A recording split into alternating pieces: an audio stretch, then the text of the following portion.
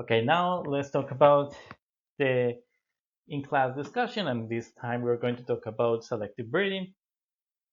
Um, Here, I just want to tell you that, so if you go to this section, week 3, selective breeding, past, present, and future, you will find the group discussions, and here again, as the last time, you can see the videos that you can watch. Here you can have the file that you uh, the the discussion that you should have, and here you have the document that you should upload at the end of your discussion.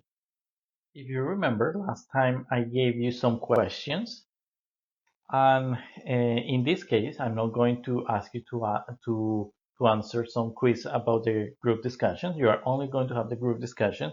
However, I just wanted to show you that I will use the videos to make questions. So all the videos that you're going to watch today, they will be in the test, and you will have to answer a few questions. And I want that the first thing that you go is to go here and download the questions. These are the questions. I want that you list the advantage and disadvantage of selective breeding. And I suggest two topics. The topics will be the selective breeding of dogs, and also a debate between is good to have farm animals or is better to have lab grown meat, and why not.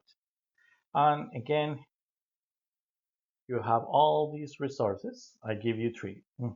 One that talk about the past, and here you will one that talk about the present, and one that talk about the future of the selective breeding. And at the end, again, individually, you have to upload some key points of your discussion. So, for example, in the selective breeding, you will hear about how from a common ancestor wolf, there were just very few genetic changes that take place that make dogs to behave completely different from wolves and be more and be able to be tamed by humans. And we will start moving to the present. Yeah. So how this happened in the past, and how, as a product of evolution, you have this, you have wolf, and then as a product of artificial selection, you have these very pretty and not very smart dogs, and that you just want to pet and hug maybe. Okay, so in that video they will talk about how the process of selection breeding took place. And I want that you pay attention a lot to that, and how you start forming pure breeds. And these pure breeds, you will see that this this difference was key, and it happened not long time ago. And the question that I have for you is, which one do you like the most? Possibly the one that you like the most is this one. However, what is the healthier animal? Maybe it was the one from the past, and they will give you some arguments about that. And same thing here. If you see this one that it look cuter and chubbier, uh, they can suffer from, for example, from hip dysplasia or from cancer. While this one it was healthier, and so you will have to discuss the good things and the bad things about selective breeding. Then we will talk about these. This is not Photoshop, of course, and this hopefully is Photoshop. I'm not sure, but this selective breeding has produced this type of cattle that are the Belgian blue cattle, and they will tell you um, how is produced this through selective breeding. And do you think that is a good idea? Do you think it's a bad idea? What is the limit?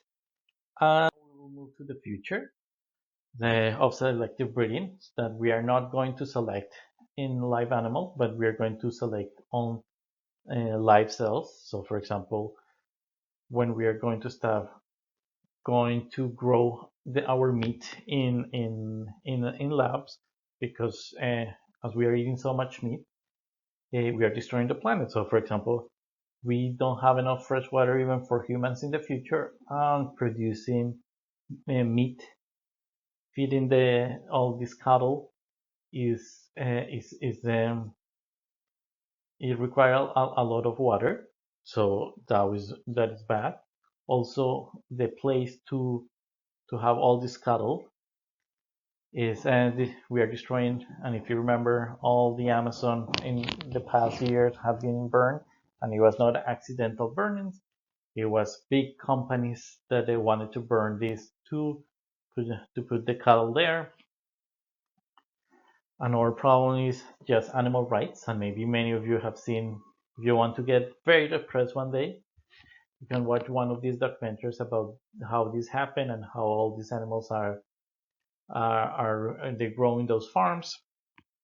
Um, and finally, something that we have to start thinking is about eating differently. So, for example, right now you will go to a restaurant, and this would can be very expensive to eat. However, 100 years ago, in prisons they used to eat lobsters because nobody else wanted to eat it. However, they advertise it and make it expensive, and then became a very popular food that is served in a fancy restaurant. Something similar happened, for example, with chicken wings. This is not fancy, but let's say that before they used to throw it away.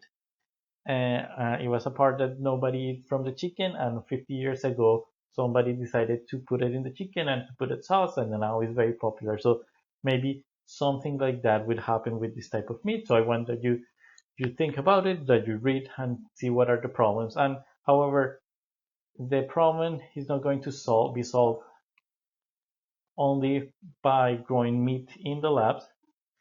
What we have, if we do that, we also have to take all these forests and plant again all these trees.